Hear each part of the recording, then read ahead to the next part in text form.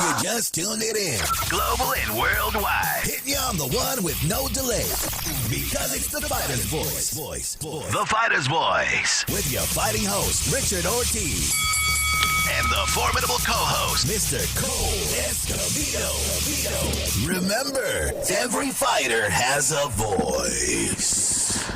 Fresno, California, we're live, Mad Production Studios. We got a great show for you today. And as always, I got the co-host with the most, the one who raises the dead. She's the beautiful cut woman in the red. Welcome to the show, Carol. How we doing? I'm doing great. Thank you. Hello, Fresno. Man, they got your seat all the way down, huh? What's up with that? Oh no! If I go any higher, I'm going to be taller than you. Well, if you go any higher, you'll be kicking back with Nick Diaz. Come on now, we can't be doing all that. Right? We're going to give a celebration to Nick Diaz, and we're going to talk about his fight and how he used his boxing skills, not just his MMA skills, but his boxing skills to get that W. That's right. And I like the fact how some of the MMA veterans go back and forth with the boxers and saying what sport is the sport. And you know what? One day we'll just flip a coin, man. Mine will be a two-headed coin. Right. And my coin will be a golden coin. And talking about golden, our guest today is the matchmaker.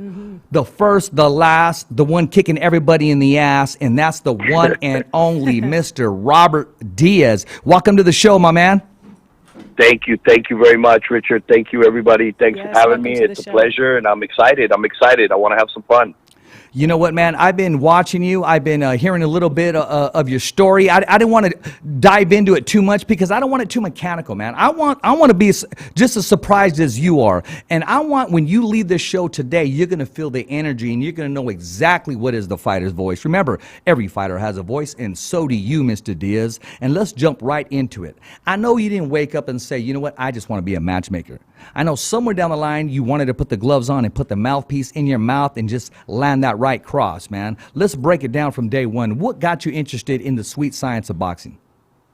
You know, I think it was my dad. My dad, he loved boxing. He wasn't involved in it, but he was a huge fan. And just growing up in back, you know, I'm 50 years old, so growing back up in the 70s and 80s, late 70s, early 80s, that's all I can remember is getting together, big weekends, big fights, having my dad's, you know, friends and a lot of family over and having a big party. And I liked it. I liked, you know, all the people at home and carne asada and watching these fights. So as far as I can remember, I was, you know, tuning in to Bobby Chacon and Salvador Sanchez and that's right. Zárate, Zamora, all those fights from the 70s and 80s, Muhammad Ali, Sugar Ray Leonard coming out of the Olympics. Pepino Cuevas.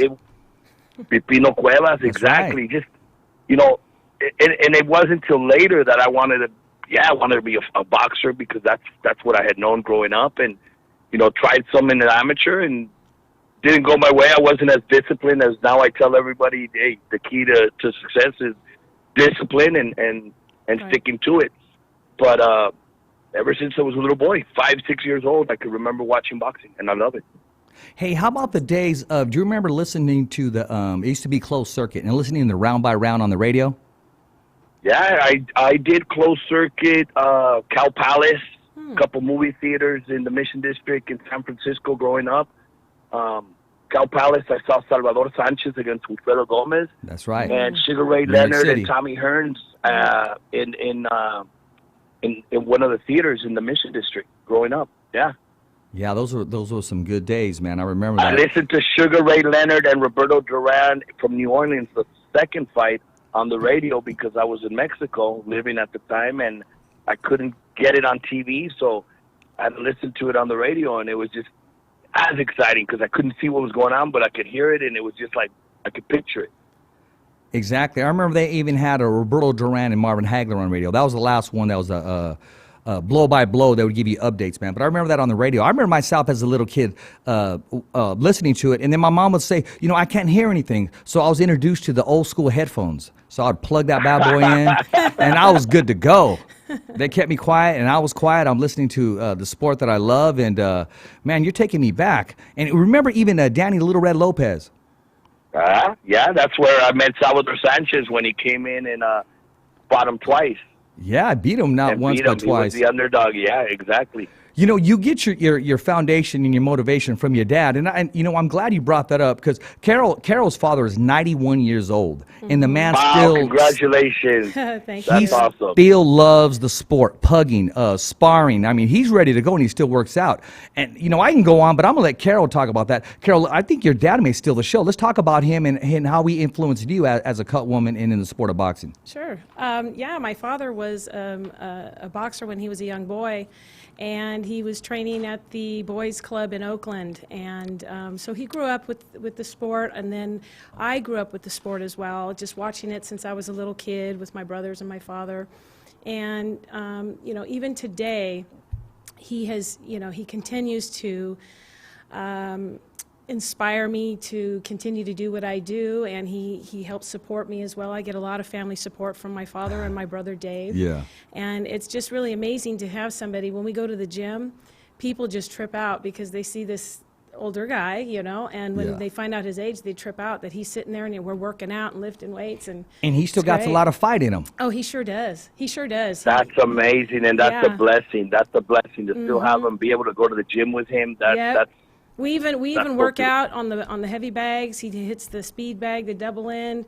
I get him on Wow. the mitts. It's like he's literally training just like any other fighter out there at 91. I wow. love you, Dad. That is so amazing. Hey, a shout out to him, please. That's right. From Thank me. I you. mean, that is awesome. Thank you, Robert. Really appreciate that. Yeah, Robert. You're So, welcome. so when you picked it up there, you know, you wanted to lace them up. You wanted to participate, but you were a fan of it. When did you get to the business part? When did you realize, hey, you know what, I can make an impact on this? Because I'm not just passionate about it. I know I can improve the places that need to be improved. I know I can help the average fighter, and I know I can give fighters a platform and open doors. When did you realize that? You know, it's still a dream come true. I mean, I've been here, done, you know, working for Golden Boy Promotions, but it's a dream. It's still, sometimes I wake up and I'm like, is this real? Is this happening? Because, you know, to be fortunate enough to be working in something that you love, that in itself is one thing. But to fall into it the way I did is just unbelievable. I mean, I met a fighter at a mall in San Diego, a fighter that I admired, that I looked up to, that I just watched on TV. And it was Christmas season when I saw him at the mall, and it's Marco Antonio Barrera. That's right. Current, you know, he's a Hall of Famer and former world champion, multiple divisions. And I met him at a mall just like any fan would meet that fighter or that athlete or that movie star. And I approached him to get a picture. Actually, it wasn't even a picture. We didn't even have cell phones. Or at least they didn't have cameras. Sorry, we had cell phones. They didn't have cameras. But it was like I wanted something for him to sign something for me, and I went all over the mall looking for something boxing related. And to be honest, at the malls, at least not then, there wasn't anything boxing related. You Right. had baseball jerseys, basketball jerseys, but nothing boxing. And I was that type of fan that I wanted something that if it was a baseball player, it had to be on a bat or a ball. And if it was boxing, it had to be on a glove or something, you know, boxing related. So I see him later in the mall, and I said, hey, Marco, again, I'm a big fan. I'm not stalking you, but if I give you my address, can you send me a picture or something, autograph? And sure enough, weeks later, I get a package in the mail, and he had sent me a studio photo and a T-shirt and, you know, stay in touch. Oh, that's And amazing. he was, you know, little by little, we made a great relationship. And he invited me, you know, at first come out to the fights and why don't you carry the flag? Oh, wow. And Gosh. that was a dream come true already. Hey, Wow. I'm carrying the flag for Barrera inside the Oh. ring. Wow, did you see me? That's amazing. And, you know, as time went by, he would say, hey, what do you think about me fighting this guy or that guy? And he went on to Golden Boy Promotions later in his career, and he said, you know, start negotiating with Eric Gomez and then the people at Golden Boy, my next fights and my purses. And that was, I think that's what made it, because obviously I had never worked with a fighter. Yeah. And it was my passion. I love boxing, and I thought I knew styles and how to match up or anything, Right. but I had never experienced it. Right. And that could have been the moment where I could have said no, and who knows where I'd be right now. I'd probably still be as a probation officer Oh, for gosh. County San Diego. And I said, yeah, I'll do it. And I remember not being able to sleep a couple weeks because I'm like, what did I get myself into? Can I ruin this man's career? He's had a great career. And you know what? It was a fast course because I started at a high level. Marco was already, had been a multiple-time world champion. And Absolutely. Wow. I mean, you were forced to bring your A game. Oh, definitely. And it was a moment of, put up or shut up or get out of this business if you're not going to make it. And Right. I learned real quick. And after a few while, when Marco was going to retire, Golden Boy gave me a call. I thought that was it for me. I was going to move on. And I had a couple little 4-round fighters by then. Yeah. But I never expected to be where I'm at today. And I get a call. I was actually in South Africa. And I get a call from Eric Gomez saying, hey, would you like to work for us? And I said, doing what? Wow. He says, matchmaking. Golden Boy, we're growing, we're getting big, and I'm the one matchmaking here, but I need help. Signing new talent and doing the matches. And you know what? That's right up your avenue right there, my man. That's what I'm doing now. And you know what? I love it. Every day is different. Every day you see a dream come true, whether you're signing a new prospect that's dream is to be with a big promoter or to be under Oscar de la Hoya or to deal with a fighter that's fighting for a world title or coming up on one. I mean, it's just every day is different. Every day is somebody's dreams coming true, and you're adding a little bit to it, and it's just a great thing. It's very fulfilling. That got to be awesome. I got to tell you something real quick about Marco Antonio Barrera. He was among my top 5, and I'm talking about Tommy Hearns was my all-time favorite fighter, Sugar Ray Leonard, but of course Julio Cesar Chavez, Salvador Sanchez, and the list goes on. I always called him a mini, like everybody else, Julio Cesar Chavez. Now you have to remember, before he got upset with Poison Jones, everybody wanted Naseem Hamed to get knocked out. Everybody did. I was the only one to say, no. I want him to keep winning. And that was very hard for me to do. Right. And reason being is because I wanted him undefeated when he took on Marco Antonio Barrera. And I knew that fight was going to take place. So I'd be the only one in the room. They'll go, no, what are you doing going for him? And I said, no, I want him undefeated when he fights Barrera. And to this day, honestly, I can continue to watch that fight over and over and over again, along with Tommy Hearns and Sugar Ray Leonard, the first one, and Julio Cesar Chavez Taylor, the first one. That is on my list. I continue to watch it. And he painted a masterpiece. That was a fight that I mean, he, from day one, from the moment it was signed, he was so confident. He was so confident. I'd never seen him that end. He was so excited. He said, this is the fight that's going to make me. This is the fight people are going to know who I am. And he was just so excited, and he trained really hard. He was in the snow up in Big Bear. He prepared. I mean, he had, everything went perfect. And obviously Naseem was a huge favor. Because of his power. That night, Marco was not going to be denied. I mean, he wasn't going to be beat by anybody. I even spoke to the late, great Emmanuel Stewart about that, and he said during that time, you'll know exactly what type of fighter you have. He wasn't throwing anybody underneath the bus, but if you don't follow instruction, if you don't dare yourself to be great and keep yourself in the pocket, you're not going to get the result that you want. Carol, let me ask you real quick. I know you remember that fight taking place. Where were you at? Reflect back. Where were you at when that fight took place, and what were you doing? I'm sure you were watching it, and what was your whole opinion about that? Because that's one of the great matchups ever. I was with my dad. Okay, there you are. Yeah, and that's always exciting to be with my dad. I'm with him all the time for all the fights, most of the time if I'm not working them. But I was with my dad. I was obviously younger, and it was very exciting. I mean, I just remember my dad jumping up, me jumping up, and my brothers, and it was really an exciting fight. When you see fights like that, it's just something that will stay with you forever. Kind of like when, some of my favorite fights I remember with my father is watching the Gotti and the Ward trilogy, all the different fights. Absolutely. Tremendous fights. Exactly. So, every now and again, we like to go back and watch those fights, and we have a good time doing that, reflecting back on that. Yeah, I don't want to lose you here. But, no, it just made me think if I got to find a picture. Now, I want to ask you this. Do you remember what you did after the fight? Because I know everybody was jumping up and down and very excited. Robert, do you remember partying, celebrating? What was the reaction like in the locker room? And I got to ask you, because that is one of the greatest fights ever. Even prior to the fight starting, if you remember, there was a little bit of a delay.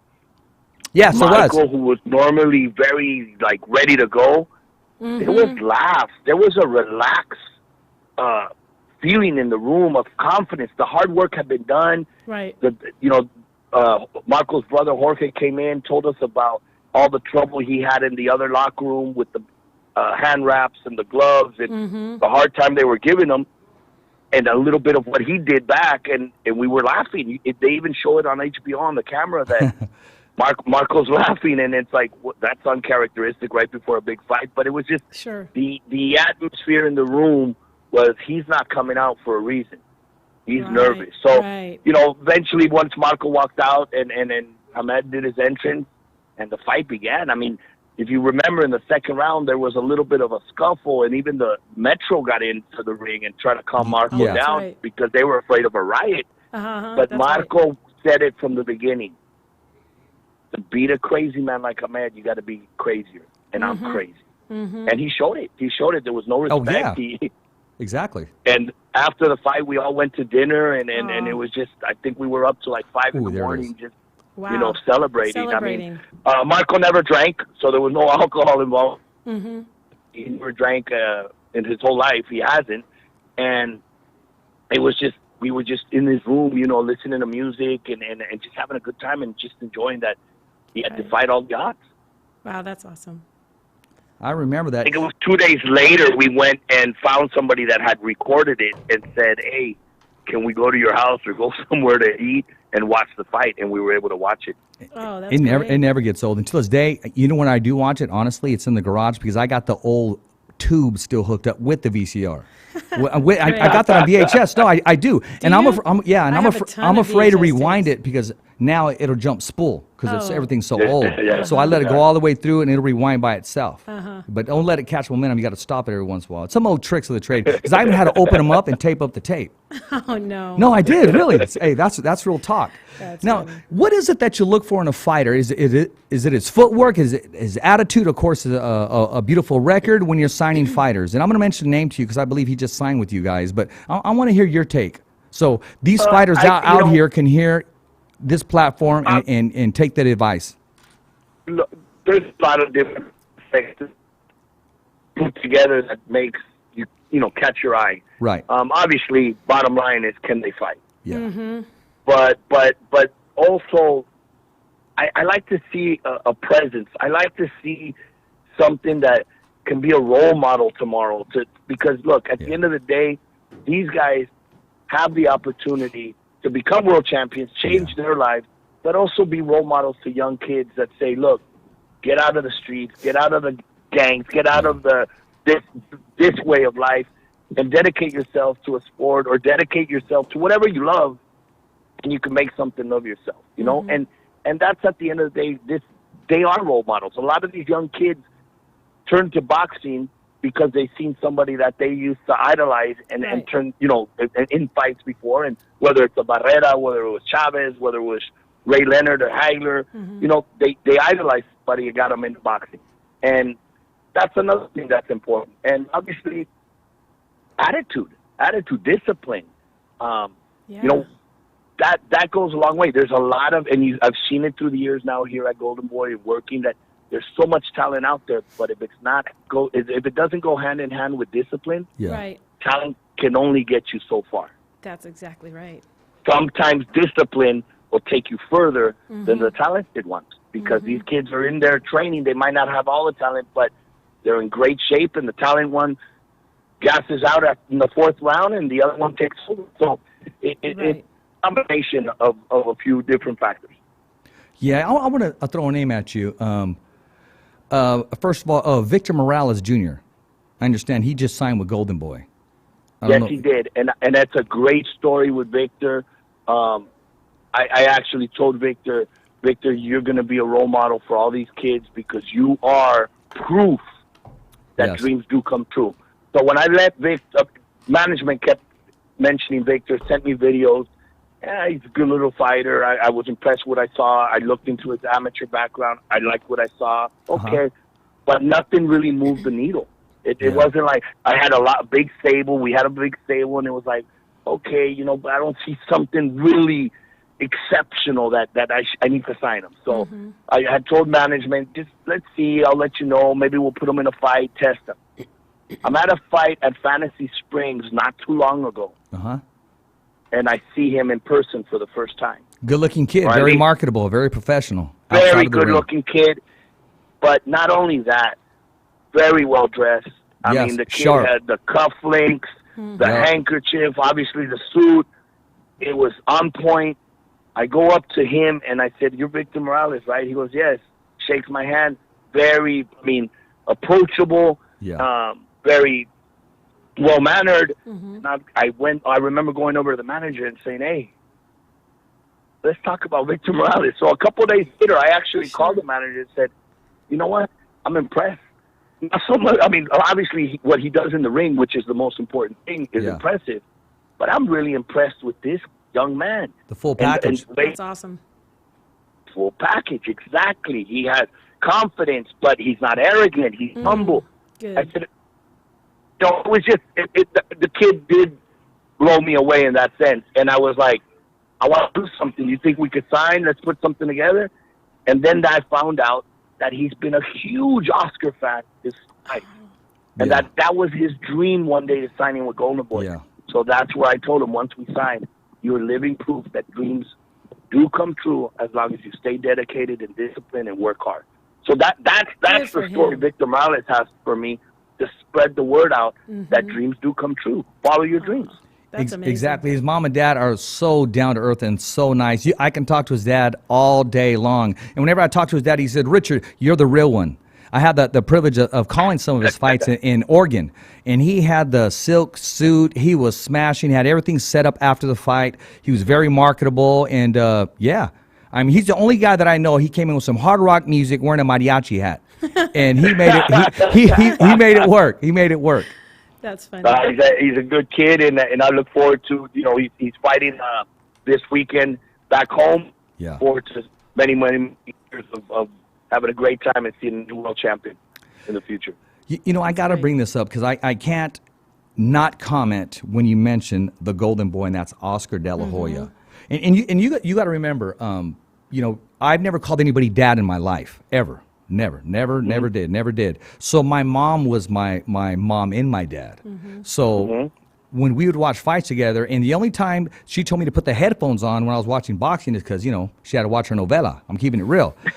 so other than that, she was right there with me. And she just thought it was so natural. She goes, "Mijo, can you take me to see Oscar? He's going to be in the in town." Like, I'm supposed to say, "Okay, Mom, yeah, no problem." Me and the rest of the 100,000 females that are all out there. She goes, "No, I got to do something. I got to protect him. I got to do something very important before he starts. He has a tough fight." And I'm going to show you a picture. My mom, there he is right there. Oh, my and you'll see goodness. this later on, blessing him. She goes, "Come here, mijo, let me bless you." She at did. that. She That's did. awesome. She did that to Mike Chavez. Julio Cesar Chavez, Mike Tyson, every fighter she met. She goes, "Come here, mijo, let me bless you." And I'll send That you the is so link amazing. later, and you'll be able to see that, for and sure. you'll be able I'm to. sure it's Oscar. Yeah. That is cool. And she would always say, "Oh, he's beautiful." Oh, No, my mom would always say that. She would That's she would cool, say though. that. That's and okay. when the media went against him or said something like, "Why are you fighting this guy?" She goes, "They need to leave him alone." And my mom's OG. She actually would have jumped in that tube TV because that's where my mom is. Yes. she was old school. Man. Oh yeah, absolutely, That's absolutely. funny. So I had to tell you that story right off the bat, mentioning Oscar, man, because he's That's doing awesome. he's That's doing a awesome. great job. I love the name of the promotion, Golden Boy, and I know he can do anything without everybody, and it's a team atmosphere. And he sure did pick one heck of a matchmaker, man. Because That's I'm for watching sure. some of your Thank fights, you. and Thank you so much. the That's list for sure. I the really list appreciate goes that. on. And it's a tough sport, man. If it's a fight where these guys really don't want to fight, oh, okay, who matched this up? If it's a barn burner, oh, you're the best matchmaker ever in the world. I mean, I know it's tough, man. It's just like your last interview. You have to grow. You have to grow a third skin. I mean, you have to grow. No because kidding. at the beginning, it was so. When I hear negatives, it was like, oh, wow, people are talking so bad about me. Maybe I shouldn't do this anymore because I didn't like it. And all those 2-3 negatives get surpassed when you see a father-son become world champion and their dream come true, or Right. the signing of a Victor Morales, Cenicia Yeah. Estrada when we signed her. I remember like tears coming out of her eyes. So it's like when Aw. when you have a fighter like Virgil Ortiz end his fight and say, you know, to the best matchmaker in boxing, and those on live TV with all millions of viewers and listeners. I remember that interview. All those couple of headaches Absolutely. and bad moments, you know, because at the end of the day, you're changing kids' lives, That's right. You know, and it makes you feel good because, you know, Randy Caballero won the world title in became world champion, and the first embrace was him and his dad, and tears coming out. I was like, okay, from this point on, I said it's on them, but we made it here, Right. and it was outside of his home, and it just that's the fulfilling part, especially Right. when you see that father son that's been through Definitely. everything. Those moments are priceless, you know? It's just, it's Those like, moments are priceless. yeah, Exactly. they are priceless. Hey man, that's what keeps you driven, and that's what keeps you motivated, and you giving a platform and opportunity to fighters that would not ever get this opportunity or platform Right. if you And didn't that's happen what to it is. pass by or They see have or see to them. take it as opportunities, and you Absolutely. applaud those fighters or managers or trainers or teams that do say, you know what, the zero's not so important. It's about opportunities. All those great fighters that we were talking about earlier, they all lost, Yep. but they're all being talked about here. We're talking about them today That's right. Yep. because they were great fighters that fought great fights. Yeah. And today it's sort of changed a little bit. Everybody's like, it's just a business. I got to keep the O. I don't want to lose. If I lose, the money goes. You know what? It's some fighters, and I have a great example with us, our stable. Some of our fighters are way better fighters today than their undefeated versions of themselves. Yeah. And a good example is Jorge Linares. Yep. You know, he's had a few ups and downs, but he's much better than the undefeated version. Pablo Cesar Cano, who beat him earlier this year in the first round, has a few losses, much better today than he was defeated. And the list goes on. Ronnie Jojo, Rios is yeah, coming off absolutely. a huge win. Jojo's on fire right now. Yeah. Jojo Diaz is Yep. on a mission, and Yep. nobody's going to stop him, you No. know? But Determined. it's the loss that maybe ignites that little fire that has sort of turned off by the Right. time they get there, and they're still undefeated, and they don't like that feeling. And once they feel it, want to feel it again, Yeah. that's Jojo. No, he has it, man. He seems to have that fire. And today and that it's going to desire. be very hard to defeat Jojo. It is. I mean, to come that close and knowing that, you know what, I need to work even harder. When you know he's put everything in there, I'm thinking, well, how harder can you work? And he's, Exactly. yes, exactly. He's on fire. He is on fire. That's someone that brings everything to every time he comes inside those ropes, man. This Thursday in Fantasy Springs, the main event. In fact, we have 3 TV fights. And I was Hey, Robert, can you repeat that, please? Because you were broken up on that. up this Thursday on our Thursday fight series, Okay. Fantasy Springs, the 3 TV fights. If you total the record, you get 39 wins, 1 loss, and 2 combined. There's 5 undefeated fighters and 1 kid with 1 loss. You don't see. I mean, the main event, you have a 11-0 Luis Feliciano Yeah. fighting 9-0 Genaro Gomez, 2 of our best prospects. Oh, wow, man. I commend both teams for stepping up. Normally, they say, nah, you know what, we're going to step up. We'll fight him, but only when it's pay-per-view or only when there's millions of dollars. Right. These kids are stepping up right now and saying, Exactly. look, I'm willing to take the challenge because I think I can beat them, and then I want to go up to the next level. In the co-main fight, it's 11-0. It sounds like they're just willing to risk all, man, instead of trying to protect what they have. Exactly. Be He's cutting out. Yeah.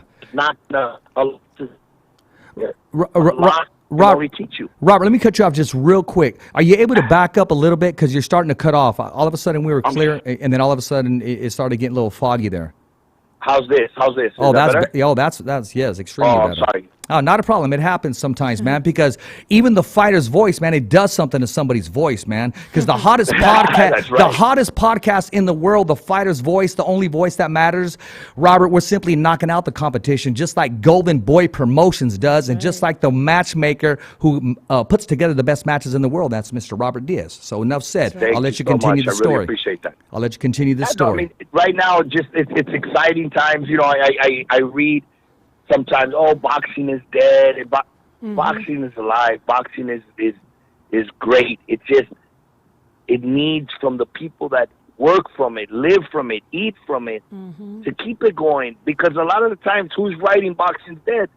The own people, the people that work in it and should be promoting it and pushing it. They're the ones hurting it. They're the ones trying to kill it. Yet they say they love boxing. You know, when it's only in boxing that you see a fighter go in today, put on a great performance, win a fight maybe they said he wouldn't win, and then people will say, oh, yeah, but he wouldn't have beat Hagler, or he wouldn't have beat that. They're not fighting Hagler. They're not fighting Leonard. They're fighting who they're fighting right now. Let's enjoy the moment. Or they're already saying after he wins, oh, he won't be able to beat so-and-so. Like, enjoy that moment. When the your baseball team wins, when your football team wins, you enjoy it. You celebrate it, and wait till next season. Exactly. You know? I mean, you never know what's going to happen. We're not promised tomorrow. Carol, when you hear that statement that boxing is dead, that it's no longer alive, I mean, to those namesayers, what do you want to say? What's going emotionally? Because I know you live and breathe boxing. Yeah, as I say boxing is life for me. There you go. That's my outlook on boxing.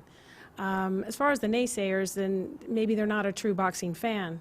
Yeah. You know, they're not there for. Or maybe it's not them with their hand raised. Exactly. So it just depends. I mean, my take on that is just basically, you know, I think boxing is doing great. I think that, you know, the more that I'm working in boxing, the more that I appreciate the sport. I've always appreciated it, but the more that I see the behind the scenes and working, you know, starting to, you know, get to know matchmakers such as yourself and, you know, all the behind the scenes stuff, that there is what the audience doesn't normally see. So they don't have the same appreciation, maybe, you know. And it's like anything. Could it be better? Yes, anything could be better, and we could always make changes and do things, of course. But to say it's dead, I think it's doing. Look, a couple of years ago, we had the biggest pay-per-view in the history of boxing, and I mean, that's proof that, you know, what Floyd and Manny fought. Right. You know, boxing's not dead. Canelo just had the biggest contract in all sports history. You know what I want to talk about? That's a baseball contract right there. When I heard that contract, I said, man, is Canelo playing second base for the Dodgers now? That is a baseball contract. That was a huge contract. It's actually even better than a baseball contract, because most of these baseball contracts are for 10 years or, you know, 10 seasons. This is let me rephrase that. That's baseball. Right. I'll rephrase that. That's baseball money. Yes, exactly. So boxing's just as alive as it was many years ago when we were watching it growing up. Exactly. I have a few questions. Yeah, for Robert. Go for it. Robert, what are some of the obstacles that you face when you are matching up fighters? You know, that could mean, you know, commissions, the trainers, to the managers, to even the fathers or the families that are involved. What kind of obstacles do you come up against when you are matching up fighters? I think that's the biggest obstacle. Sometimes, like, for instance, fans, man, they should make this fight or that fight. Trust me, I've tried to make something, if not that, something very similar. But one day you wake up and say, this is a fight. It's a natural. However, the opposing side or one of the trainers, one of the managers, or like you said, the father, nah, not yet. That fight will be good in about 3 or 4 years. Sometimes that 3 or 4 years don't come, and that fight doesn't happen. Right. And then there's sometimes when, for instance, a fight that I remember trying to make for years was Jesus Soto Caras and Yoshihiro Kambagai. I wanted to make that for years. And the first time I had it practically done, Soto Caras gets a call and says, hey, cancel that fight because we have a Thurman fight for you. Oh. And obviously the Thurman fight was more money and a bigger fight, and he took it. Right. Second time I tried to make it, I don't remember what happened. And it went on. I said, you know what? It's not going to happen. Third time, it's not going to happen. But I tried it one more time. We did it at a Velasco. It sold out. It was a war. Great. They had a draw. And then HBO picked it up, and they did part 2 on HBO. And obviously both guys made a little bit more money, which was very good to see. That it started off on a small club show at downtown LA, Right. and made it to the Forum in a bigger show on an HBO card for more money for them. So, but yes, most of the time it's a business for someone involved, and they're saying, no, it's not the time right now because the money's not there. Right. It's like, yeah, but it's a good fight. It's not going to, okay, so we move on. That's why right now I applaud Feliciano's side. I applaud Gomez's side because you have one side 11-0, the other side 9-0. Man. But both sides were willing to take the risk. Exactly. And that's where everybody And that wins, opportunity. the fans will win. That opportunity. Yeah, exactly. The opportunity. Absolutely. They're fighting for a regional belt from the WBC, the NABF. So the winner, will go into the rankings and move on. Now, these two kids are not just in the 11-0 and 9-0. They're very experienced in the amateurs. They had both of them have very good amateur background. So they're going in a little bit more advanced than a regular 11 and 9-0. Right. So it should be a very, very entertaining fight on Thursday. Sure sounds like it. No, absolutely, man. I mean, and they got it going on too. That's I for mean, sure. down to the ring announcer, Gallegos. That guy has a great voice. Great voice. The voice of Houston. Yeah. No, exactly. No, he's a good guy, man, and I believe in dreams. He tells me, Richard, just keep the faith and keep praying your opportunity to come, and I do. So what I do is I always share his stuff, man, because I'm not a hater. Those that are Right. exceeding and chasing their dreams that have got there, man, you got to support them and help them raise their hand. Absolutely. I agree. Absolutely. Instead of frown and feel sorry for yourself, say, what about me? Hey, man, he went out there, he's doing it, he's applying it, and Right. just watching him smile makes me happy as a human being and knowing, what, hard work will and does pay off. Well, that's That's awesome to hear because Much respect. obviously you don't hear it a lot, but it is proof. I mean, my story, like I said, I met Barrera in the mall. From there, carried his flag. From there, it just went on and went on. But that's why I say today, I sometimes I still wake up and it's like, I can't believe this. One day I'm sitting down with Oscar going over a card. Another day I'm with Bernard Hopkins, and B-Hop. telling me. I mean, it's just the athletes and the fighters that I sit down and work with. At times, Eric Morales now is a very good friend, even though we were in opposing corners with Marco. 3 fights, and it's just so great. It's just I would so love great to sit in see that these conversation. yeah.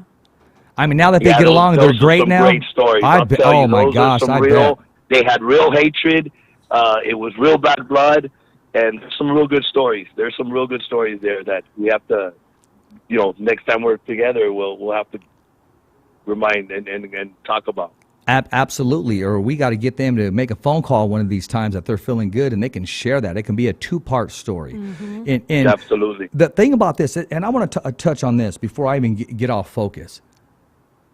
Tell me one, and this is what I have to say and put up with all the haters all the time, and I have to stand for him.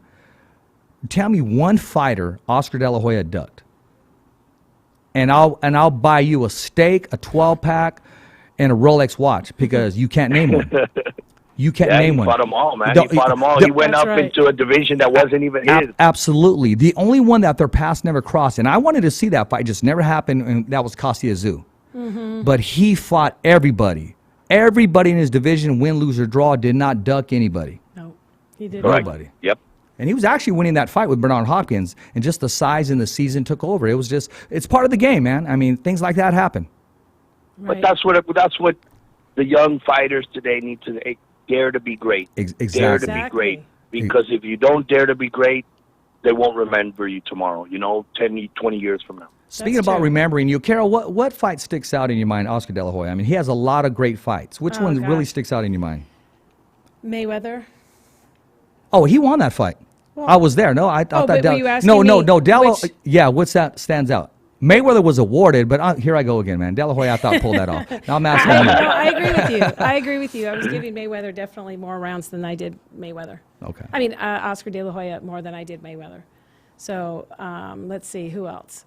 I'm gonna get a lot of emails on this one too. I'm just drawing. I mean, there's so many fights, but I'm drawing a blank right at the moment. Help One me of my out. favorite, and it's just not being biased or anything, was one of my favorites was Corte. Corte. oh my God. Oh, I Corte. See, yeah. he answered before I could even Ike say was a anything. beast. Oh. That's because Yeah. I didn't want to interrupt you. Corte, yes, that's my all-time favorite. That was the fight. That fight it? made Oscar. Is it your all-time favorite? And they It is. closed the With show with Oscar, that yes. last Yeah, okay. round. I mean, they just went at it Oscar threw so many punches. They Oh, no almost kidding. stopped. I mean, it was just a great finish. They both went was down, nonstop. and then it, yep. I know I got a lot of stories, but I got to tell you a story, okay? That fight, when that fight took place, I was with my ex-wife. Mm-hmm. And it was right around Valentine's Day. You remember that?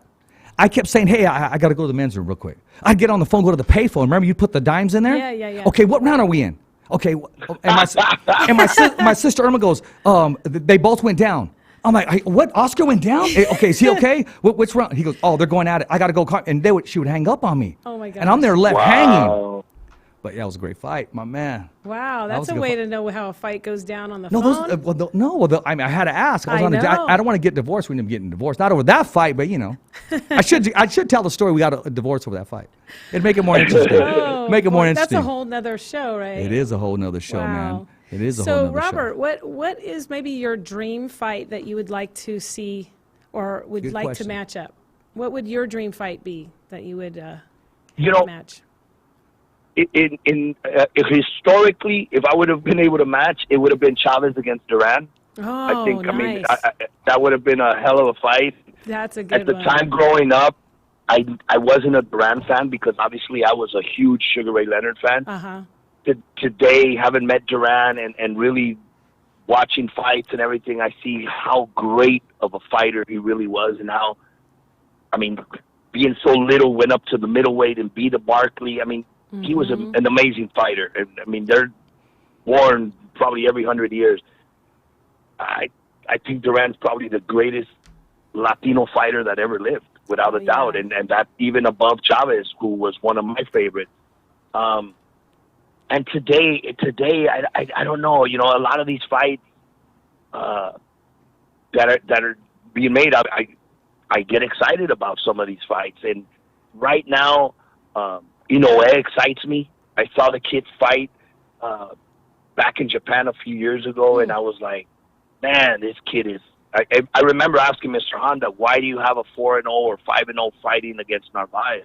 And him telling me, Robert, he's special. He's very special. Right.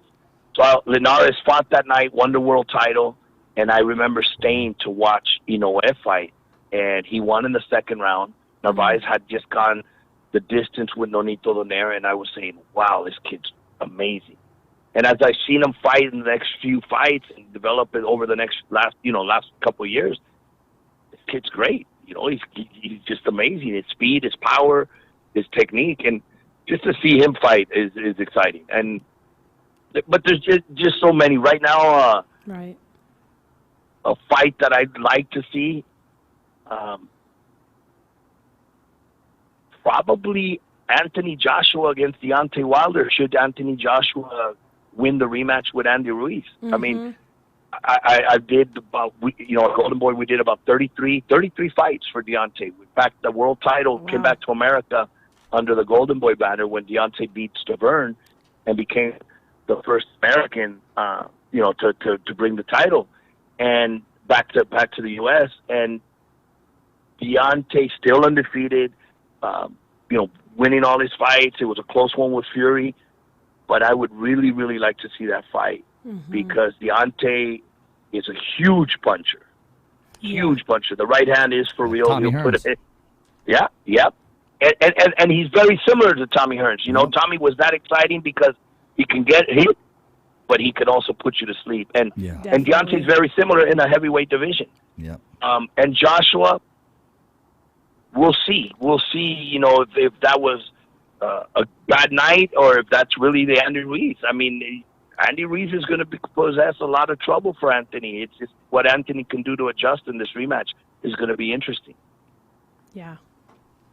No, that sounds like it's going to be a war, especially the heavyweight division, because it used to be kidding. non-existent. It wasn't exciting. Now that it is exciting, and you still got King Kong, you got Ortiz. I mean, he's in the mix too. I mean, these guys are all in the top 5. I mean, you can just put them all in a tournament. Back in the Don King days, when he did have the heavyweight tournament, and he was running boxing at one point, but the blueprint was there. Yes. But it's what you do with the blueprint. Because I know how to slam dunk a basketball. Yeah. Now, until they lower the rims, it's not going to happen.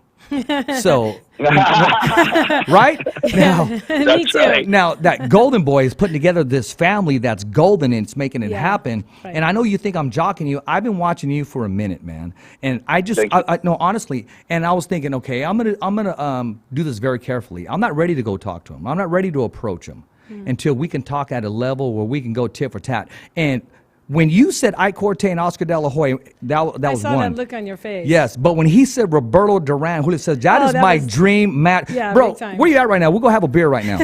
Wow, that's awesome. because that, I mean, Yeah, that's- honest. And a those lot of are- people think this matchup would be boring, but it wouldn't. And I would love to see Pernell Whitaker against Mayweather, because Oh. I think Whitaker would pull it off. Just if you want a pop shot, we'll pop shot all day Yeah. long. I mean, Pernell Yeah. is Pernell. That's right. Yep. But what I'm saying, man, is you guys continue to grow, and the takeovers, it's there. You're going to have companies either want to join you guys or just want to stop altogether. Because there's two things that happen when you're at a different level, and you guys are at that different level. I don't know too many promoters that have an individual relationship like you promoters and staff do with your fighters.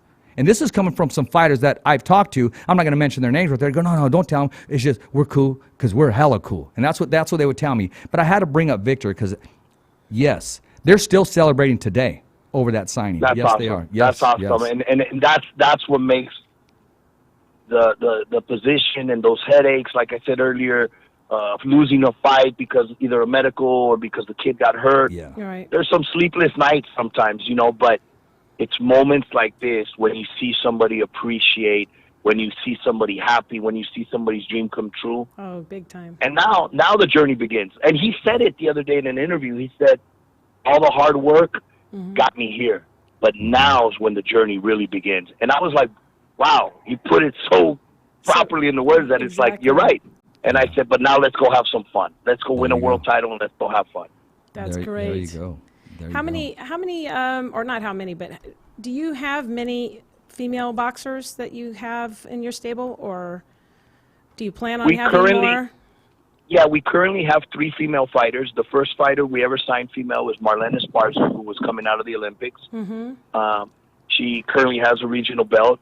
And then we signed Stenicia Estrada. Okay. And we currently have a super middleweight champion, Franchon Cruz, who's actually going to defend her super middleweight title September 14th. Oh, And okay. she'll be on the Munguia undercard, fighting Great. and defending her title. Great. And Marlene and Tanisha are destined to fight. I mean, these two girls are both undefeated. They both have belts. It's just a matter of fighting for a world title and making it a world title fight. But they're destined. I mean, there's bad blood. There's no promotion needed there. They actually don't like each other. Promoter's Right. dream. And yeah. True. And they're both undefeated, and they both could fight. So That's that's great. going to be a very, very interesting fight very soon. That's good. Very good. I got to ask you, Robert, and I'm going to mention some fighters. They're not signed with Golden Boy, but just as a fight guru, as a fight fan. First of all, I want to ask you your take on this certain individual, and then I'm going to mention 2 opponents, and let me know what you think of him and how that fight would match up. I'm talking about the Avenal kid, the super lightweight champion of the world, WBC, now WBO, and I'm talking about Jose Ramirez. What's your take on him? Very good fighter. Actually was looking to sign him before he went to the Olympics. Yeah, I I've heard been the story. talking to his manager, Rick, and I'm very happy for him. The kid does so much for his community. That's so true. Even though he's an undefeated 2-belt holder, unified champion, his feet are still on the ground, and that is so good to see. Because you can lose ground, lose focus, and he hasn't, and I commend him on that. And obviously, it has a lot to do with the foundation. So, congratulations to him. Good things, bigger things, and better things are still on his way. Yeah, when you say his feet are on the ground, they're on the ground, all right, but they're wearing Versace shoes. Versace all day long. That's okay. No, they That's are. okay. Because my as man, long as he keeps them on the ground. he That's does. right. My man has shoe gear, so if you ever want to go to war, Jose's ready for that. He'll defend that belt too, because he does have some great gear. You keep saying that. Exactly. I'm gonna throw 2 names at you, and let me know how these matchups come to play, if in fact it does happen. Jose and Adrian Broner. Jose? Okay. Jose, and I don't know too much as far as his training habits or anything, but Adrian came up to Golden Boy, Adrian was undefeated. I mean, up until the Maidana fight, Adrian, I think, has lost focus. I mean, he's a very talented fighter, but he's having too much fun outside the gym. Yeah. And again, what I said earlier, discipline and talent have to go hand in hand. 100%. Because if not, then discipline takes over. That's and right. with Jose, I think you have talent and you have a lot of discipline. Yep, I agree with that. Yeah. Now, I'm going to ask you about this fight, but I'm going to put you on the hot seat a little bit. I'm going to make it a little tricky, okay? Mm-hmm. And this is the fight a lot of people want to see at 140. And I'll give you my own dream match with Jose after this. But I'm talking about, after I name this opponent, I'm going to ask you, what does this opponent need to do to be victorious over Jose? And I'm not afraid to ask this question in my hometown where it's all going down. And I'm talking about Jose Ramirez taking on Regis. Mm-hmm. How would you train Regis? What does Regis need to do to be victorious over Jose? Regis has to keep doing what he's doing. I mean, obviously, Regis can punch. He's strong. Mm-hmm. But, I mean, if I had to pick one or the other, obviously, Regis still has to beat win Taylor. the final. Yeah. But, yeah, he still has to beat Taylor in the final. But if he does, which is not easy. No, he's going to take him to some deep I still waters. give it to Ramirez. I still have to give it to Ramirez because of the amateur pedigree and the ability to adjust. I don't know if Regis can adjust to changes throughout the fight. It'll be a hell of a fight. Obviously, probably two of the better or the top of the division. Yeah. Mm-hmm. And I'm not going to say the best because I represent Pablo Cesar Cano. Mm-hmm. And then I still think, hey, once we get a shot there, that's it. You never know. things can change. Absolutely. Things can change. Absolutely. But I think between Jose and Regis, it'll be a hell of a fight. I have to go with Jose because of the ability to adjust. He can box, he can punch, he can take a punch. We saw him with Orozco. Mm-hmm. He can do a little bit more, I believe, at a higher level than Regis. And that's no disrespect. I mean, Regis is at the top of the division as well. Right. Yeah, very well said. I'm going to throw one out there. I'm going to throw one out there in left field. And I don't think it's too far. I mean, because I don't think Jose will be laughing once I say this because he believes it. He breathes it. And we'd have some different conversations. But he needs to clear out the 140-pound division. Right. And then take that strap, move up to 147, and take on pound for pound the best. They both have the same network, and I'm talking about Crawford. Can you see that fight materializing? And if so, before you give a premature decision, can you break that fight down to me like it was going to happen and Jose was at 147s already and he had all three bouts going into that division? Absolutely. If he unifies all the divisions and beats everybody, all the champions there, that's the next step. You have to go to 147. You want to be remembered as one of the greats in boxing, not just a champion. Yes. Mm-hmm. That's what you have to do. All the great champions went up to another division, took on challenges that originally were said, no way, he can't win that fight. Yeah. And proved everybody wrong. Right. I think it's a natural fight, obviously, both being under the same promotional company. Yeah. Maybe a couple of years from happening. So maybe at that time the timing is right. However, if it would happen right now, I see it as a very, very tough fight. Jose physically would be obviously work on weights, getting the body to go up to welterweight, something Crawford by that time is probably on his way to 54. Exactly. Still That's what I'm be thinking. The bigger guy. Mm-hmm. And the speed would neutralize Jose's wanting to mix it up. And once Crawford says, okay, now it's time to mix it up on my terms, he's probably already broken down Jose 6-7 rounds in and then starts taking him apart as the bigger guy. Hey, stopping him at around 8 or 9 rounds. Hey, I ask the questions and I address them only to the experts, man, and that's a great analogy, and I respect your answer. Now, this is the question that everybody wants to ask, and I'm not even going to go there with the Triple G fight. I mean, Canelo's options are open. I mean, I don't think he's ever going back down to 154s ever again or 160s. He put that 168 on pretty good. He's solid. This guy is a bull. Yeah. I mean, sky's the limit. I could even see him moving up, even being as short as he had when that time comes to 175s. But I'm not rushing him. But 168, man, he's the face of boxing right now, hands down. I'd like Triple G. I do. I'm a fan of his. But Canelo is the best in boxing right now. Period. Thank you. And I mean, obviously not being biased, but I believe you're 100% right on that one. the voice got it right. Hey, man, that's right. The fighter's voice, the only voice The that fighter's matters. voice. That's right. Exactly. That's right. Exactly. The fighter's voice got it because look, he's proven it. A lot of times people tend to forget his age. Right. They tend to forget Exactly. his age and who he's fought. He's fought everybody That's already true. at an early age, and it's been through a few divisions, and there's still many more to go. I mean, he's right now, like you said, there's many options. Yeah. He said it before. I'd like to fight Kovalev. He's fought at 68. He may win three divisions at the same time. Yep. Something that hasn't been done in many years. I mean, I don't think since Henry Armstrong has anybody done it. So Yeah. he's looking Hold them all at to one time. challenge Exactly. himself and break records all the time and do things outside of the norm. So we're looking forward to what this is in store over the next few years. Yeah, and what's the superstar I'm hearing? I mean, this guy has fanfare. He has hands of lightning. I love the direction he's going, and I love the timing that you have him in. Let these guys. I mean, everybody wants it today. I think he's moving exactly where he needs to move, and I'm talking about Ryan Garcia. I'm talking about the Absolutely. timing. There's no rush. There's no rush when you're talent. Yeah. I'm not in a hurry to move you. I'm not in a hurry for King Kong to fight Godzilla. No, let's take our time. That's sometimes the tough part. Let him knock because out Megalon obviously- first, and then we'll move up to Godzilla. You know what I mean? Let's take our time. And that's the hard part sometimes, where you have to tell either a fighter, hold on, slow down, because it's a process. It's not that time yet. Give it a year or two more. He understood that when we spoke. Sometimes he wants to go 1,000 miles an hour, just like his hand speed. Yeah. But he's understood it. I said, Ryan, look at how your body's growing and changing. Right. You're you're leaving that little boy and you're turning into the man. Imagine one more year. Imagine at 22, Ryan. Right. You're gonna be unstoppable, man.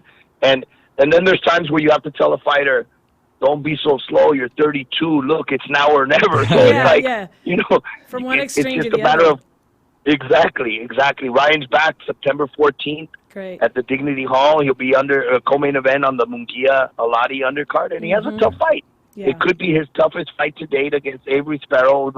Sparrow doesn't have a lot of professional fights, had a very good amateur background, has been fighting since he was 7 years old, Look at him. and yeah. more importantly, he's very confident. Avery Sparrow is very confident that he's seen things that Ryan still hasn't seen, and that he's going to, obviously show that in the fight. So it should be a very good, very competitive fight, and also very telling of where Ryan is and where he's going next. True. No, exactly. Very well said. And we are on the same page right there. That division is full of fire right now. Yes. I'm not saying he can't hold his own, but No. as a manager, as you look out and you see his career blossom, you got to use your experience as a matchmaker and as a manager on how you move these fighters up. No I doubt. can name some fighters that have been moved up too fast, and you don't hear about them anymore. Yeah, exactly. That's You- it. you don't. No, That's that's a it. good point. You don't. Yeah, You- exactly. You don't, and they never recover. They're never the same. No, you nailed it right there. And Ryan has that potential to be a mega superstar and just take over his Absolutely. division. Yes, he does. So tell us about that signing. When you guys signed him, what did you see in him that everybody else noticed, but why did he choose Golden Boy over everybody else? Well, I mean, when I first got the call from his manager, Roger Ruiz, everybody, I mean, it's funny because back, I don't get the DVDs anymore. Now it's email links and stuff, but I used to get DVDs all the time. I mean, I'd stack of DVDs. Whenever I traveled to a fight, I'd bring them, watch them in the hotel.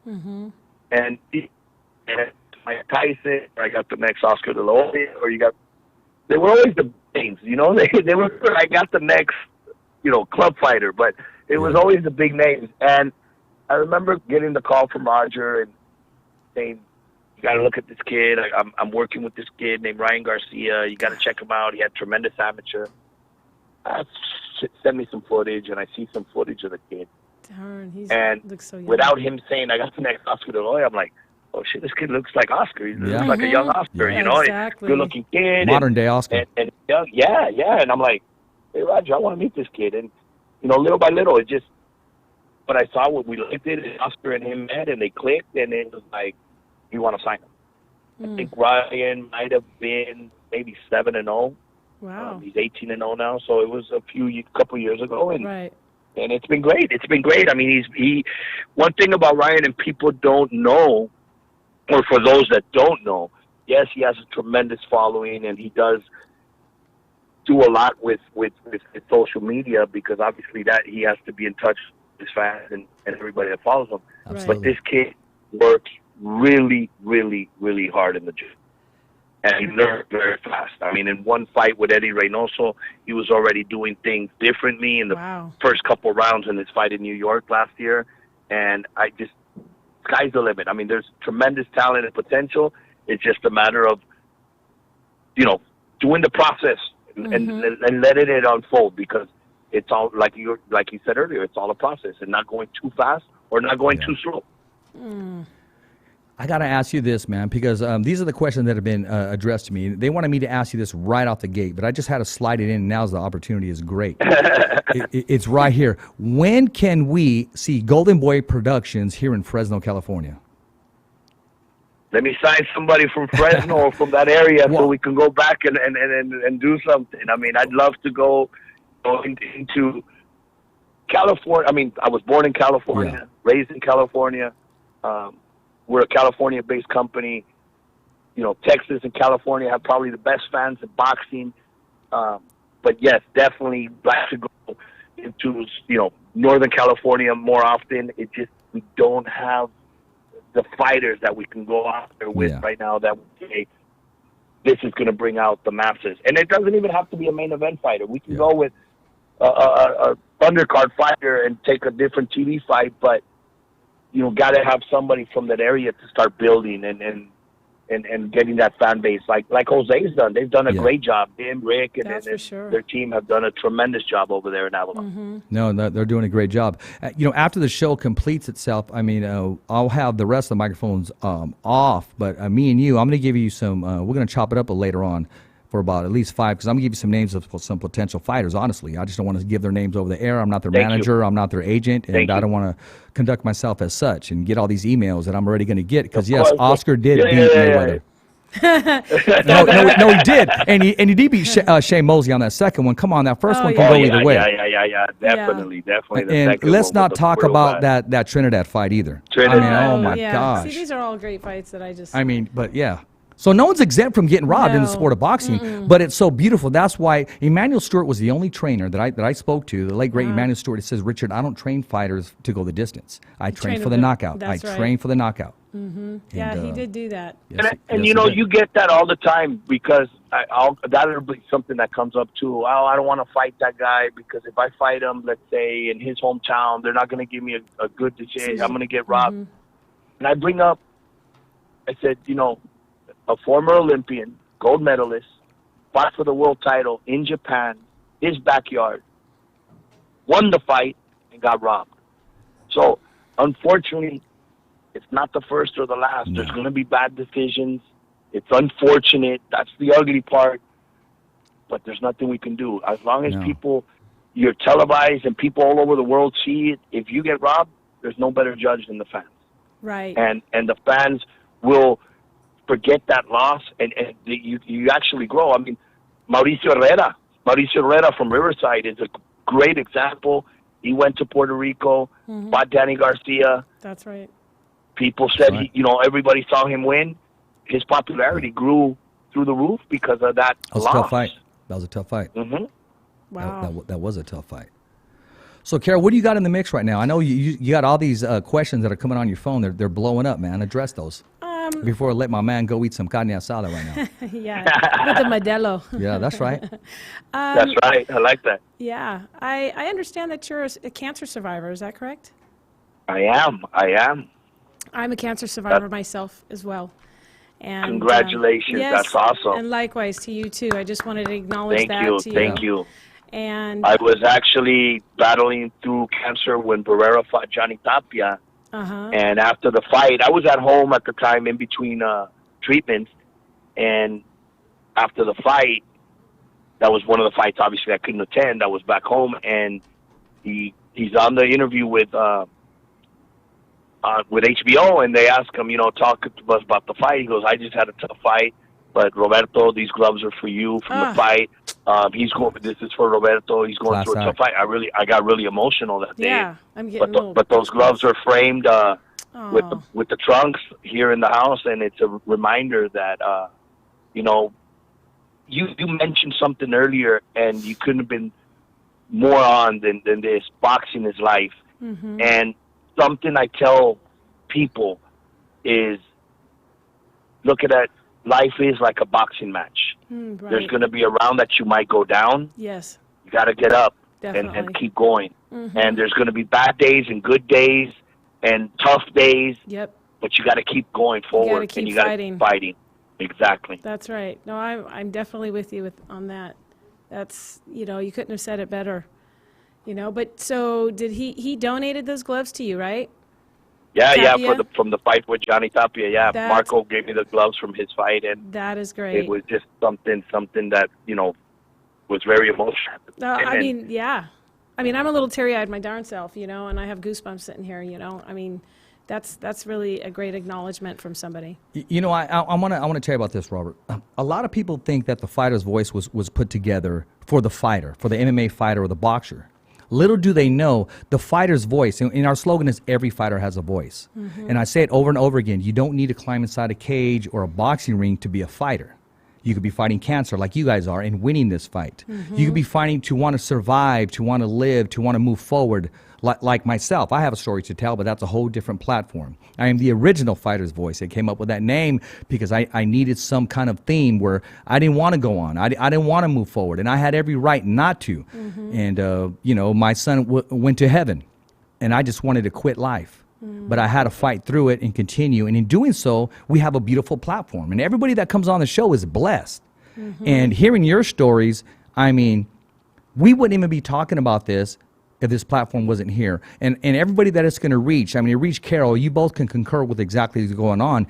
And like Marco Antonio said, you guys are the true fighters, both you, Carol, and Mr. Diaz here. And we continue to fight and win and knock out competition, which is cancer, knocking it out and That's putting right. it on its ass. Right. Thank you so much, and most importantly, to send that message out to everybody that, you know what, where there's a fight, where there's will, there's a fight, and you just got to keep fighting, no matter what it is. If you lost your job today, if you know, anything it is, any bad news you get, look, just keep fighting and praying and have the faith that things are going to get better, and they will. They will. That's right. No, you couldn't have said it better. Exactly. Hey, real quick, because I know I got to let you go, but I got to ask you this, man. When did Oscar De La Hoya and Fernando Vargas shake hands and say, "Are we cool now"? I want to know that, because I see it now, but there had to be a moment where they're just saying, "We can throw down again, but are we cool now?" Because now, I mean, because they are cool now. They are cool now. It was, I think I don't know if they were the first or Barrera Morales were first. So one of them saw the example of the other said and said, "Look, let's let bygones be bygones." Let's watch this. He started working with a couple of Fernando's fighters. He's become a trainer, and he's doing a hell of a job right now with one of his sons. And he brought us a couple fighters, and you know what? They took hands and said, "Let's work and help these fighters of tomorrow." And we've worked with a couple of Fernando's fighters in the past, and it's always great to see them being involved and being able again to teach the younger fighters, the champions of tomorrow, and with their experiences. And having done it, you know, like for instance, Oscar as a promoter and a former fighter himself can really tell these kids, look, you got to get up at 5 a.m. You got to do this. You got to run 5 miles. Anybody else says, even if I say it, they're going to say, do you do it? And I'm going to be like, not at 5 a.m. More like 10. Yeah. But, you know, lead by example, and Oscar can do that. Yeah, there's that rivalry right there. And that was bad blood. That was real. Oh, my I mean, God. these guys, oh, man. And now they're working together, and now they love the business, and they continue to open doors and give other fighters opportunity. I mean, who would ever think that, you know, because a lot of times when fighters retire, they're not the best trainers afterwards. But Fernando Vargas is doing a great job. Doing an awesome He's job. found faith. He loves his family. He's proud of his family. Oscar De La Hoya could have said, okay, I got some money. I'm just going to disappear. He goes, but no. Through his experience, through promotion, he wanted to do it his way and give the fighter the ultimate voice, the fighter the ultimate opportunity, and the fighter the ultimate future with that payday. Yeah, no doubt about that. Yes. He's done a great job with that. Oh, he's still doing a good job. He's doing a great job, And that's the incredible part. Again, not only doing what you love, being in boxing. I mean, I could be working or, a smaller promotional company or any other promotional company. But having this opportunity of working with a person like Oscar, who does blessed. so much for the community, for his people, for stuff that's not even ever posted or out there, but that Right. you're seeing him do so much. I mean, he had a gym before for the kids in the neighborhood, but closed that down, opened up a school. That school, tremendous high school in East LA, where 99% of the kids that graduate go on to universities. And I mean, just There you a go. lot of look the at things, that. a hospital in East LA, White Memorial. There's just so many things Yeah. he does out there, outside of boxing, that just makes you feel proud to be working under him and be working for him. That's amazing. Exactly. What a blessing. And then there's the greatest thing is, I want to see good fights. Yeah. Don't baby our fighters. That's As right. a former world champion, if somebody, like you said earlier, he fought everybody, he doesn't want to baby of these guys. No, he and look, wasn't we've babied. gotten the reputation that at Golden Boy, they don't baby their fighters. They put them in tough. I love that reputation because Yeah. at the end of Right. the day, that's what's going to keep boxing growing and better, and people tuned in because it just brings out the best in both fighters. And again, it's shown in the past that fighters that lose come back better sometimes and Absolutely. improve yes. and correct those mistakes. That's right. Exactly. They learn from that and move forward.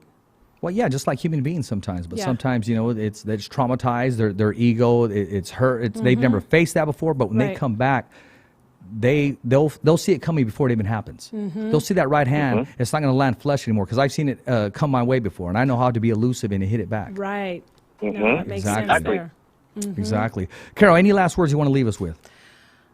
I just want to say thank you for being here today with us, Robert. And Thank you and so much. also, thank you for changing the lives of so many people and making dreams come true for them, because you've done that to many fighters, and that extends to their families, to their friends, to the fans. So thank you for all the good things that you do in the boxing world. Thank you very much. great. It was You're a very pleasure welcome. to be here with you guys, and obviously, anytime, anything I could do, I'm there. And to all the fans out there listening, you know what? Boxing's alive, better than ever, kicking strong, punching That's right. strong, and just tune in and support it and enjoy it.